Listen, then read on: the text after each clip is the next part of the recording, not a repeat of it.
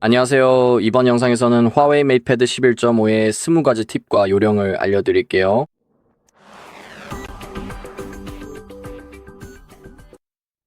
좋아요. 우선 마이크로지 설치부터 시작해보죠. 이걸로 구글 지원을 받을 수 있는데 아시다시피 화웨이는 구글 앱 등을 지원하지 않으니까요. 기타 등등 말이죠. 그래서 이게 제가 가장 먼저 보여드리고 싶은 겁니다. 마이크로지를 설치하면 구글의 모든 기능을 지원받게 됩니다.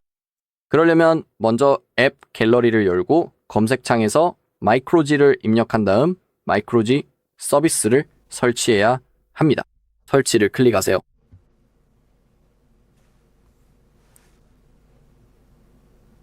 잠시 기다려야 합니다.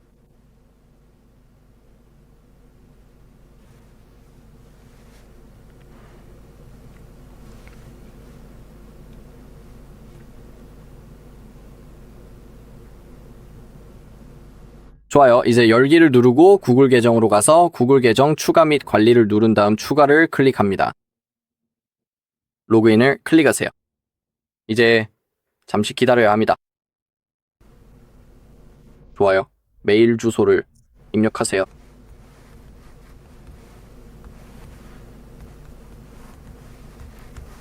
좋아요. 이동을 누르고 이제 비밀번호를 입력해야 합니다. 카메라 밖에서 입력할게요. 먼저 로딩이 필요하니 잠시만 기다려주세요. 좋아요. 이제 비밀번호입니다.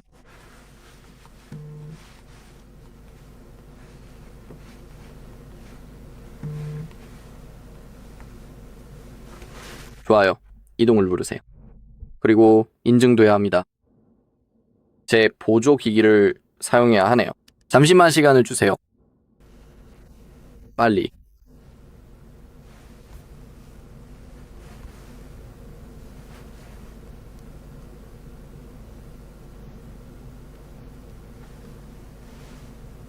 빨리 인증할게요. 좋아요. 이제 됐네요. 처음에는 제 보조폰에 알림이 안 왔었는데 이제 다 괜찮아졌습니다. 계정이 추가된 걸 볼 수 있으니 이제 뒤로 돌아가면 됩니다. 그리고 여기서 자가 진단도 확인할 수 있는데 권한 설정 등을 볼 수 있죠.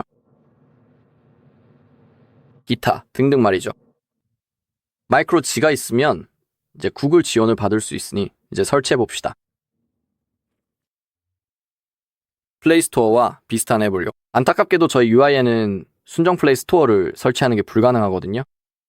하지만 순정 플레이스토어를 아주 잘 복제한 어로라 스토어를 다운로드 할 겁니다. 브라우저에서 다운로드 할게요. 자, 열어서 동의를 누르고 이제 검색어를 입력해야 합니다. 오로라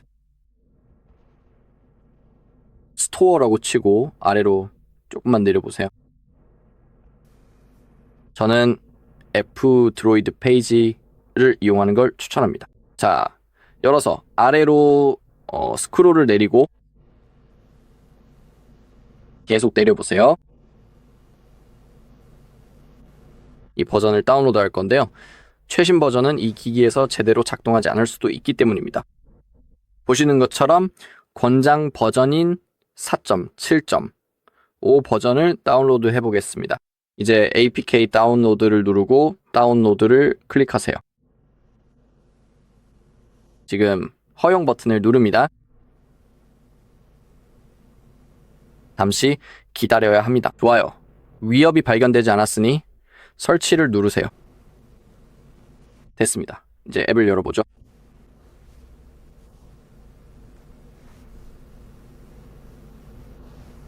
좋아요. 다음을 누르세요.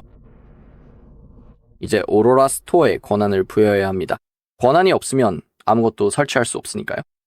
설치 권한을 부여하고 체크박스를 활성화해서 앱 설치를 허용한 뒤 뒤로 돌아갑니다. 이제 외부 저장소 관리자도 권한 부여를 누르고 액세스를 허용하세요. 이제 허용을 누릅니다. 선택사항인 백그라운드 다운로드도 있는데 오로라 스토어가 백그라운드에서 앱을 받고 업데이트하게 해줍니다. 앱 링크는 오로라 스토어가 지원되는 링크를 열 수 있게 해줍니다. 이 권한도 부여하도록 하죠. 사실 이 부분은 아무것도 선택할 필요가 없습니다. 이제 완료를 누르고 구글로 로그인하세요. 마이크로지 덕분에 로그인된 구글 계정을 선택하고 허용을 누릅니다. 이제 일반 앱 갤러리에는 없는 몇몇 앱이나 게임들을 설치할 수 있습니다. 예를 들어 스냅챗, 왓츠앱, 페이스북 등등을 설치할 수 있죠. 메신저나 일반 구글 플레이스토어에 있는 수많은 앱들, 인스타그램 등 아주 다양합니다. 작동하는 걸 보여드리기 위해 아무거나 빨리 하나 다운로드 해보죠. 왓츠 앱을 선택해 보겠습니다.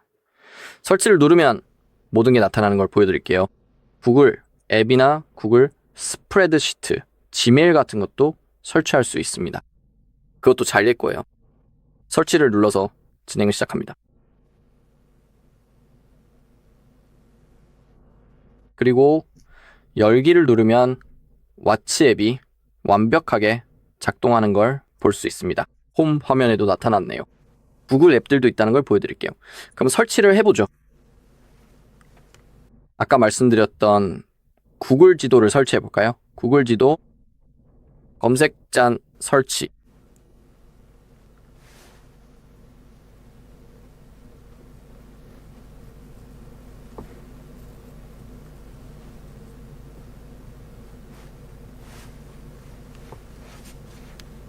설치 버튼을 누릅니다.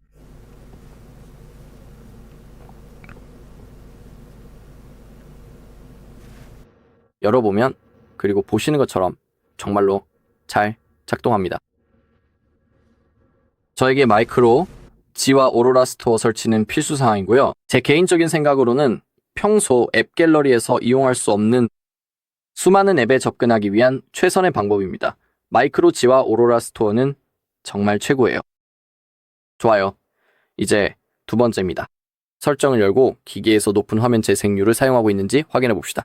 그러려면은 디스플레이 및 밝기를 찾아서 조금 내려간 뒤 화면 재생률을 클릭하세요.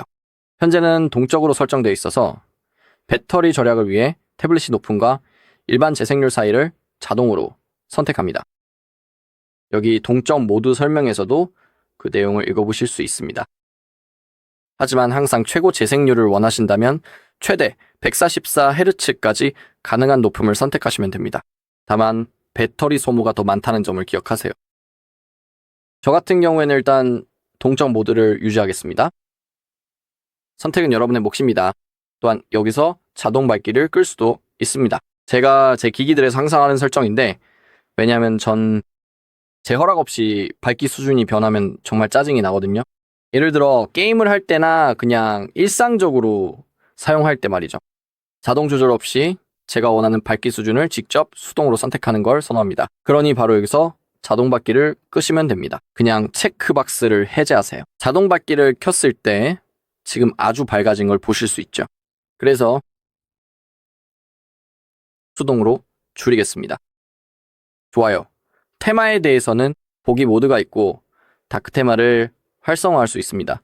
예약할 수도 있고 하루 종일 켜둘 수도 있죠.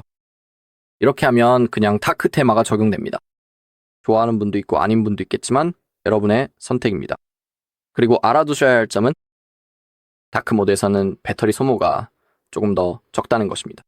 아시다시피 흰색 빛이 많지 않기 때문에 라이트 모드일 때보다 배터리 소모가 약간 더 적을 것입니다. 하지만 지금은 일단 라이트 모드를 계속 사용하겠습니다. 이제 아래로 스크롤 해보죠. 원치 않는 방문자가 생기지 않도록 기기에 화면 잠금을 추가해 보겠습니다. 생체 인식 및 비밀번호를 찾아 화면 잠금 비밀번호를 클릭하세요. 확인을 누르세요. 물론 비밀번호를 꼭 기억하셔야 합니다. 잊어버리면 복구 모드를 통해 기기를 초기화해야 하거든요. 그러면 기본적으로 모든 데이터를 잃게 됩니다. 그러니 기억하기 쉬운 비밀번호를 만드세요. 비밀번호 유형도 몇 가지가 있는데 비밀번호 유형 변경을 클릭하면 됩니다. 4자리 핀, 사용자 지정 핀, 패턴, 영숫자 비밀번호, 그리고 현재 선택된 6자리 핀이 있습니다. 저는 패턴을 선택해 보겠습니다. 패턴의 경우 최소 4개의 점을 연결해야 패턴이 생성되니 점들을 연결해 주세요. 다시 시도하려면 다시 그리기를 누르세요.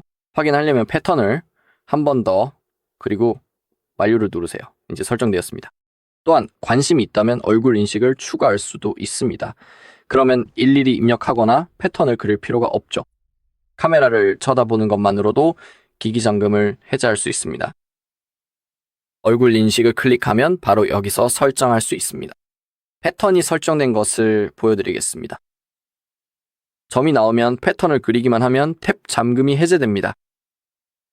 좋아요. 이제 보안으로 들어가면 앱 잠금, 내 기기 찾기 기능, 그리고 파일 금고가 있습니다. 이런 기능들도 꽤 유용하죠. 먼저 앱 잠금을 클릭하고 활성화한 다음 비밀번호를 선택해야 합니다. 화면 잠금, 비밀번호를 그대로 쓰거나 새 핀을 설정할 수 있습니다. 저는 일단 화면 잠금 비밀번호를 사용하겠습니다. 그냥 그려주세요. 이제 몇몇 앱을 잠가 보겠습니다. 왓츠 앱을 보호하고 싶다라고 가정해보죠. 그럼 활성화해 보겠습니다. 이제 누군가 앱을 열려고 하면 유일한 방법은 비밀번호를 입력하는 것 뿐입니다. 정말 괜찮은 기능이죠. 직접 사용해 보시길 강력히 추천하는 보안 기능입니다. 지금은 왓츠 앱 잠금을 해제하겠지만 이제 어떻게 잠그는지 아시겠죠? 내 기기 찾기 기능도 있는데 역시 꽤 유용합니다. 내 기기 찾기를 클릭하세요. 하지만 이 기능을 쓰려면 화웨이 아이디에 로그인해야 합니다. 계정이 없어도 걱정 마세요. 언제든 만들 수 있으니까요. 완전 무료이니 안심하셔도 됩니다. 이제 로그인을 해서 기능이 어떻게 작동하는지 보여드리겠습니다. 좋아요. 화웨이 아이디에 로그인했으니 내 기기 찾기를 클릭해 보겠습니다. 그러면은 기기를 분실했을 때처럼 원격으로 위치를 찾을 수 있습니다. 보시다시피 지도에서 위치를 확인할 수 있죠. 자, 하지만 먼저 내 태블릿 찾기 기능을 활성화해야 합니다. 이 기능이 없으면은 작동하지 않거든요. 마지막 위치 보내기 기능도 활성화할 수 있습니다. 좋아요. 이제 여기서 뒤로 가보겠습니다. 그리고 파일 금고 기능도 있는데 이것도 꽤 유용합니다. 활성화하려면 내부 저장소를 클릭하고 여기서 개인정보 보호 비밀번호를 설정해야 합니다.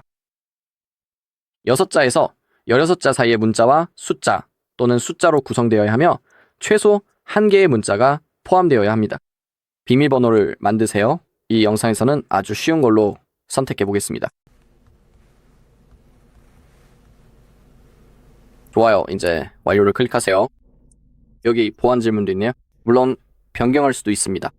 목록에서 질문을 고르거나 직접 설정할 수도 있습니다. 그리고 두 번째 질문도요. 그런 다음 완료를 누르세요.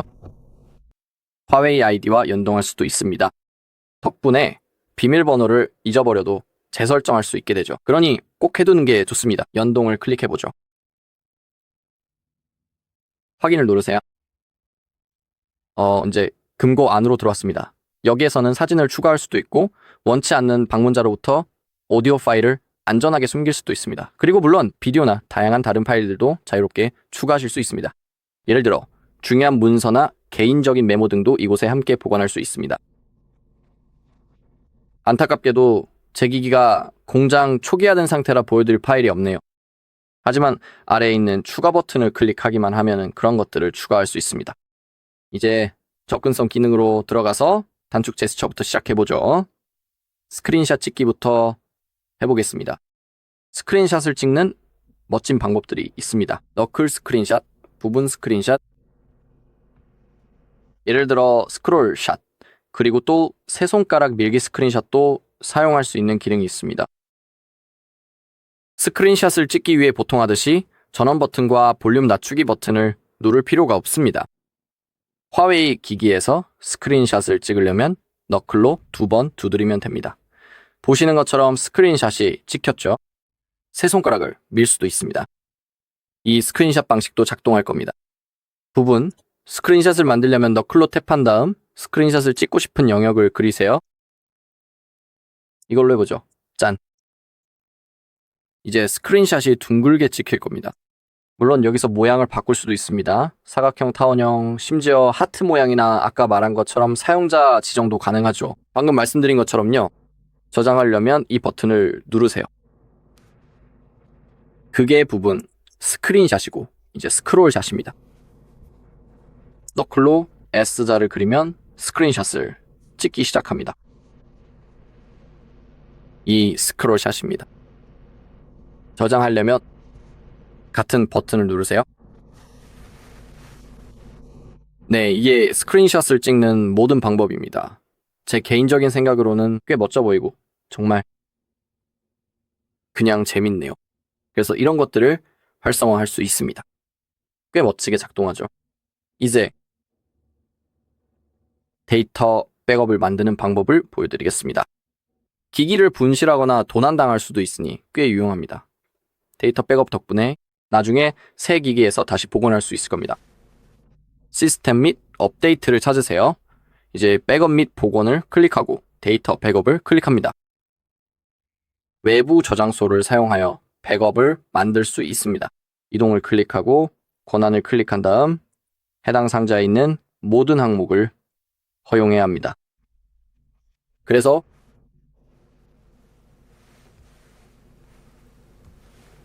그렇게 하는 일이죠.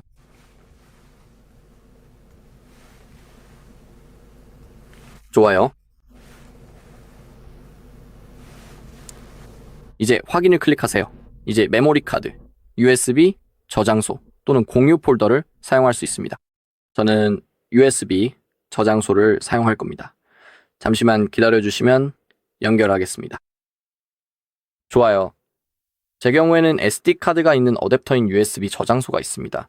덕분에 USB C 포트를 사용할 수 있죠. 그래서 그냥 이렇게 꽂기만 하면 됩니다. USB 저장소 아래에 나타날 겁니다.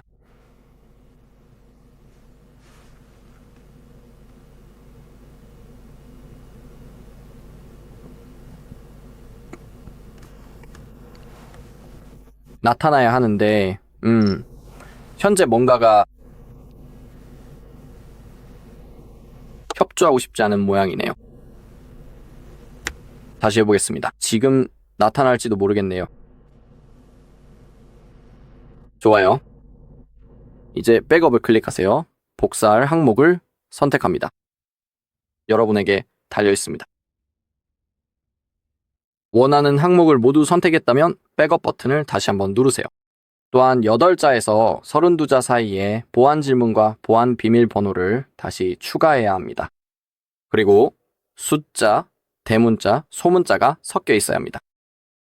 그게 충족되어야 하는 조건입니다.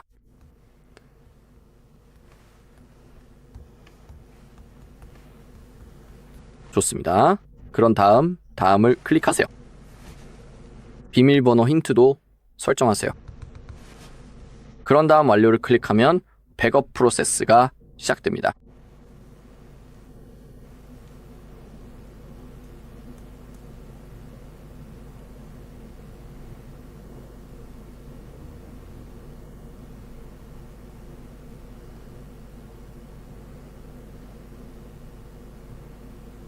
좋아요. 99%네요. 이제 다 됐을 거예요. 됐습니다. 그리고 바로 여기에 나타났네요. 이제 백업이 USB에 안전하게 저장되었습니다. 물론 나중에 이 데이터를 복원할 수도 있죠. 그래서 이제 저는 이걸 뺄 겁니다. 하이스위트를 이용하는 방법도 있습니다. 앱을 다운로드해야 해서 컴퓨터가 필요합니다. 죄송하지만 그 방법은 보여드리지 않을게요. 제 경우에는 왠지 모르겠지만 탭에 USB-C 케이블을 꽂았을 때 컴퓨터랑 연결이 안 되더라고요. 이유는 모르겠네요. 여기 어떻게 하는지 간단한 설명도 나와 있으니 직접 한번 시도해보세요. 하지만 아래쪽을 보면 구글 백업이 있습니다. 이건 사실상 일반적으로는 거의 사용할 수 없는 기능이라고 할 수 있죠. 실제로는 가짜 구글 지원 때문에 이런 기능조차도 제대로 작동하지 않을 가능성이 높다고 생각해요. 그래서 솔직히 이 기능을 기대하기는 어려울 것 같아요. 마이크로 G 때문이죠. 그래서 전 항상 외부 저장 장치 사용을 강력히 추천합니다. 그런데 방법이 하나 더 있어요. 하마터면 잊을 뻔했네요. 구글 백업은 보지 마시고요. 화웨이 계정을 사용해서 백업을 만들어 봅시다. 그냥 본인 계정을 탭하세요. 그러면 여기서 가능할 거예요. 네, 이제 나타났네요. 클라우드요. 그냥 그걸 클릭하세요. 클라우드 저장 공간에 여유가 있는지도 확인해야 합니다. 이제 클라우드 백업을 클릭하세요. 여기에 백업 옵션들이 있습니다. 복사하고 싶은 항목을 선택하기만 하면 됩니다. 그러고 나서 백업 버튼을 누르세요. 곧 백업 재개. 좋아요. 준비 중입니다. 이제 프로세스가 시작되었으니 완료될 때까지 기다려야 합니다.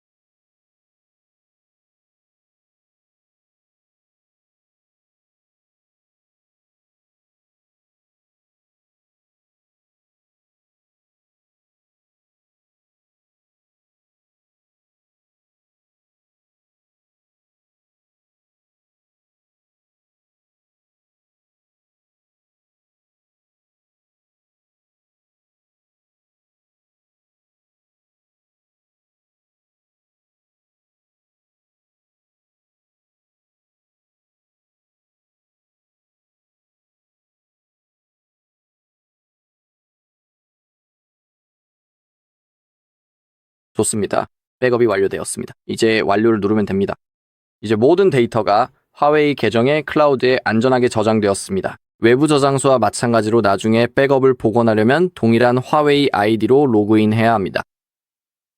물론 백업을 복원하고 싶을 때 말이죠. 좋습니다. 이제 현재 알림 표시줄을 보면 배터리가 부족하다는 건 알 수 있지만 정확히 몇 퍼센트 남았는지는 알 수 없습니다. 배터리 잔량을 확인할 수 있도록 해당 기능을 활성화해 보겠습니다. 설정에서 배터리를 찾은 다음 배터리 잔량 표시를 클릭하면 됩니다. 이제 배터리가 얼마나 남았는지 정확히 알 수 있네요. 제 경우에는 27%입니다. 배터리 설정에 들어온 김에 배터리 성능 상태도 클릭해보죠. 저는 항상 스마트 충전 활성화를 강력히 추천합니다. 배터리 수명을 보호하기 위해 기기가 사용자의 충전 습관을 학습하고 사용 직전까지 80% 이상의 완충을 늦춰줍니다.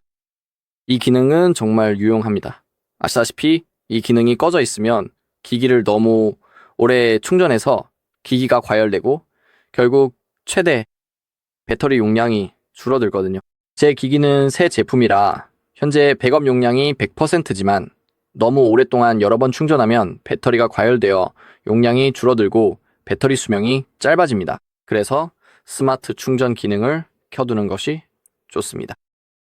자, 이제 AI 기능을 살펴보겠습니다. 화웨이 어시스턴트 메뉴에 있습니다. AI 보이스, AI 렌즈, AI 터치를 보여드릴게요. 이 기능들이 최고거든요.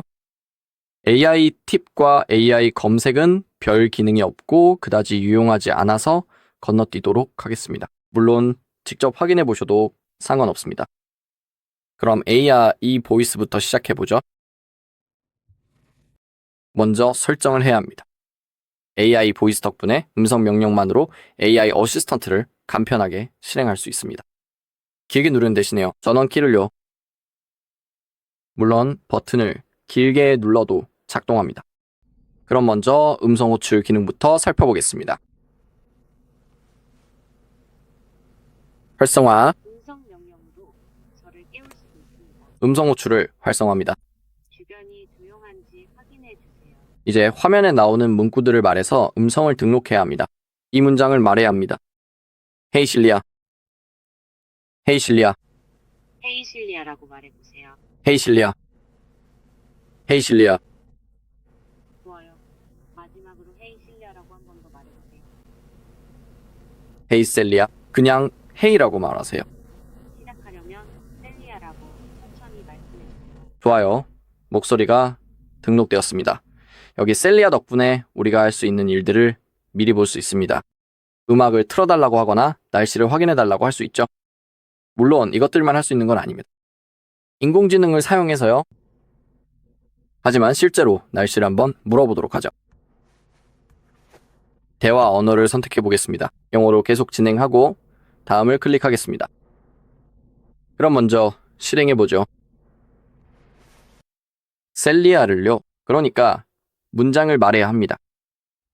예를 들어 런던의 날씨를 물어보겠습니다. 헤이 셀리아. 헤이, 지금 혹시 런던의 현재 날씨가 어떤지 궁금한데 오늘의 날씨 상황을 좀 더 자세하게 알려줄 수 있어? 오늘은 전체적으로 날씨가 흐릴 것 같습니다. 최고 기온은 섭 18도 정도까지 오르겠고 최저 기온은 약 4도까지 내려가겠습니다. 고마워.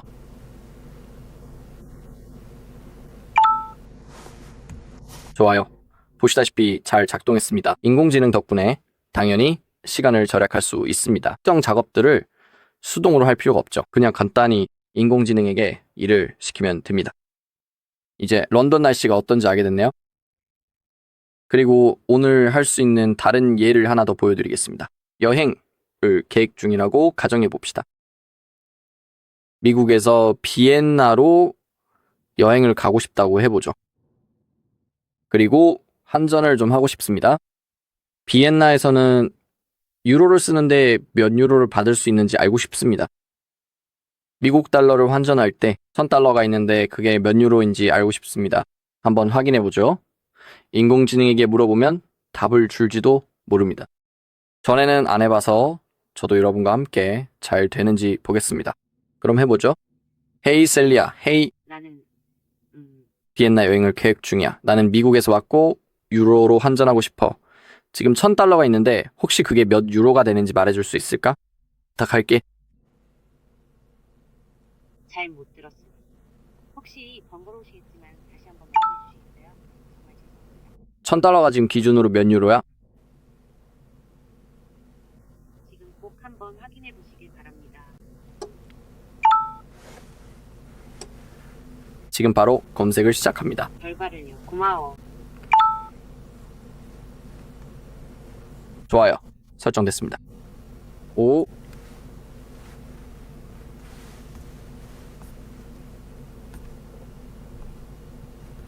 사라져 버렸네요. 정말 아쉽게도 이렇게 갑자기 사라져서 당황스럽네요. 보시다시피 실리아가 답변을 해주기보다는 대신에 링크만 남겨줬네요. 그래서 다시 한번 조금 더 신중하게 시도해 보도록 하겠습니다. 잠시만 기다려주세요. 헤이 실리아, 네. 1000달러는 몇 유로야? 혹시 알려줄래? 온라인에서 찾은 검색 결과를 확인했습니다. 다음 내용을 찾았습니다. 좋아요. 검색 결과를 클릭하면 무언가 나타납니다.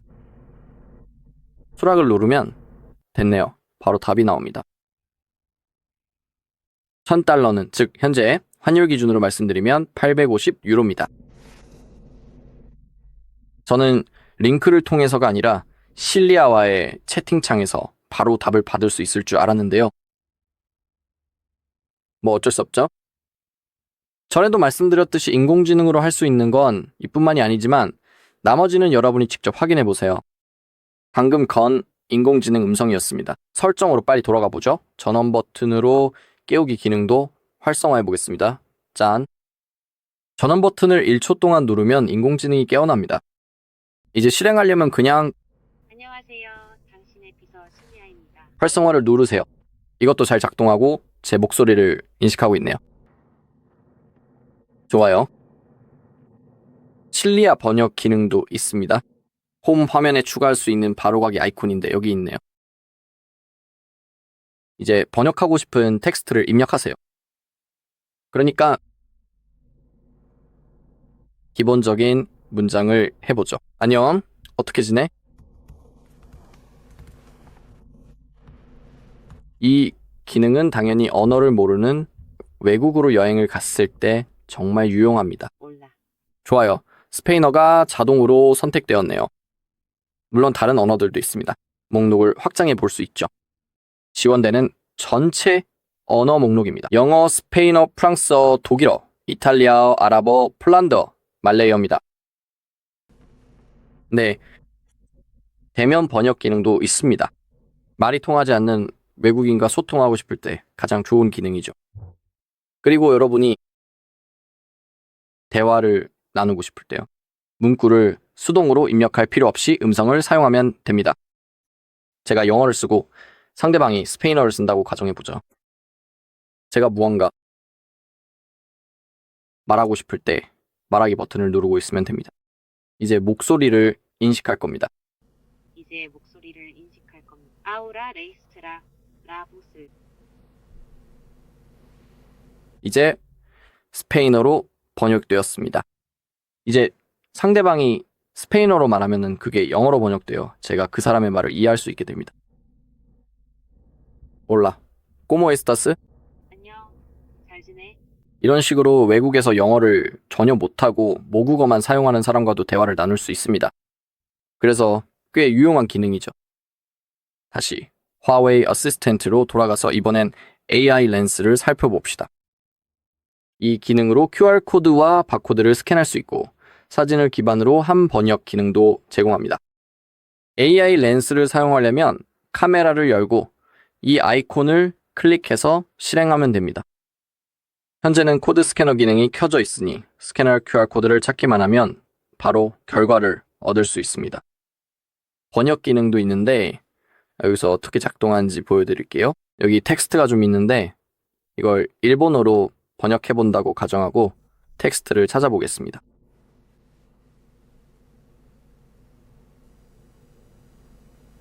좋아요. 보시는 것처럼 성공적으로 번역되었습니다. 여기 제 스트림덱이 있는데 영어로 되어 있죠. 보시다시피 모든 내용이 영어에서 일본어로 성공적으로 번역되었습니다. 텍스트를 복사할 수도 있습니다. 버튼이 있었는데 제가 눌러서 사라졌네요. 이게 바로 AI 렌스입니다. 아주 빠르면서도 꽤 유용한 기능이죠. 이제 사용법을 아시겠죠? 그리고 바로 여기 AI 터치 기능도 있습니다. 이 기능을 사용하면 화면에 두 손가락을 대고 있는 것만으로 QR코드를 읽을 수 있습니다. 그냥 대고 있으면 돼요. 이렇게요. 텍스트가 있는 브라우저에서 한번 직접 해보죠. 우선 브라우저를 실행해 주시고요. 이제 화면을 보면서 손가락을 천천히 대보겠습니다.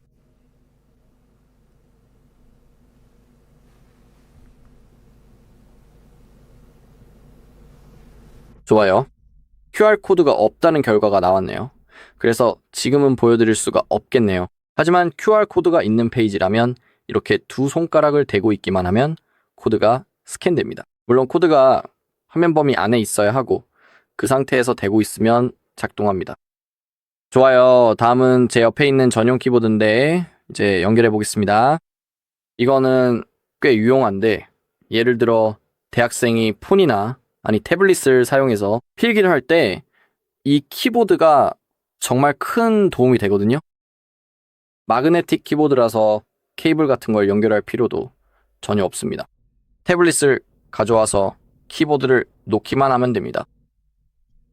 여기 바로 이 핀들이 있고 태블릿에도 똑같이 있습니다. 정품 케이스에는 이렇게 펼칠 수 있는 부분도 있습니다. 그래서 우리는 놓을 수 있죠. 태블릿을 편안한 방식으로요.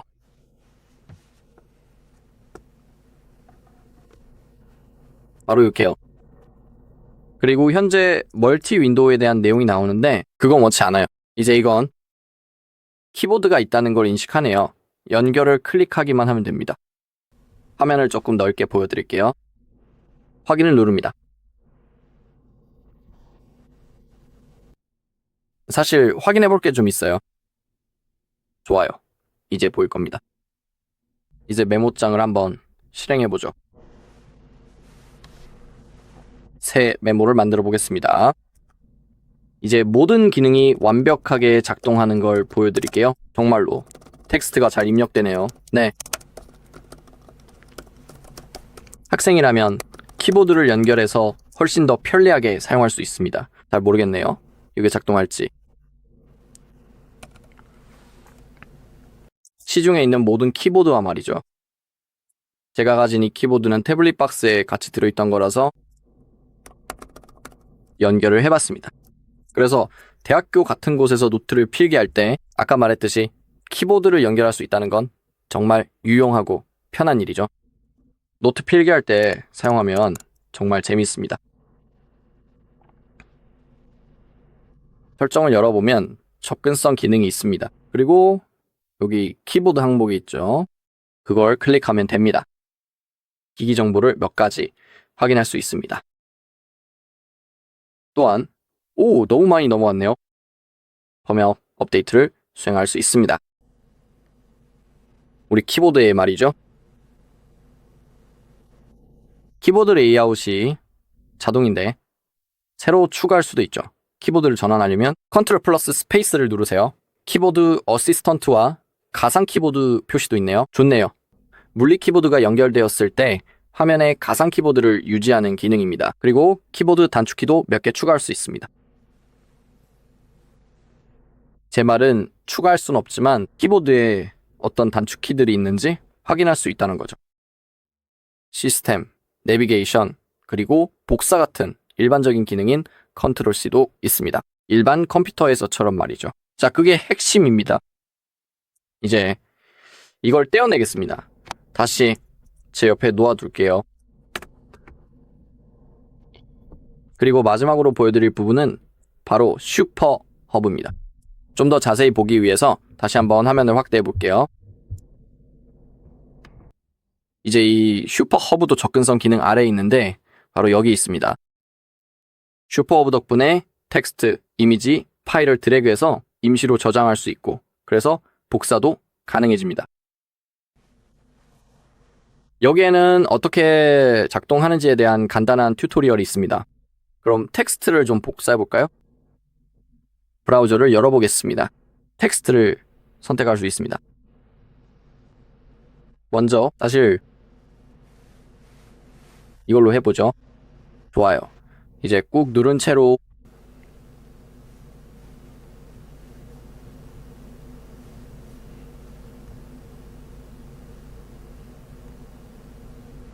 슈퍼업으로 드래그해서 놓으세요. 다음을 클릭하고 다음 확인. 이제 이 텍스트가 슈퍼허브에 임시로 저장되었습니다. 덕분에 나중에 다시 접근할 수 있죠. 물론 이걸 메모장 같은 곳으로 드래그할 수도 있습니다. 복사하는 걸 보여드릴게요. 메모장입니다. 짠, 이제 놓으세요. 복사가 완료되었습니다. 정말 잘하셨어요. 물론 사진도 똑같이 할 수 있습니다. 이번 영상은 여기까지입니다. 시청해주셔서 감사합니다. 도움이 되셨다면 좋아요와 구독 부탁드려요.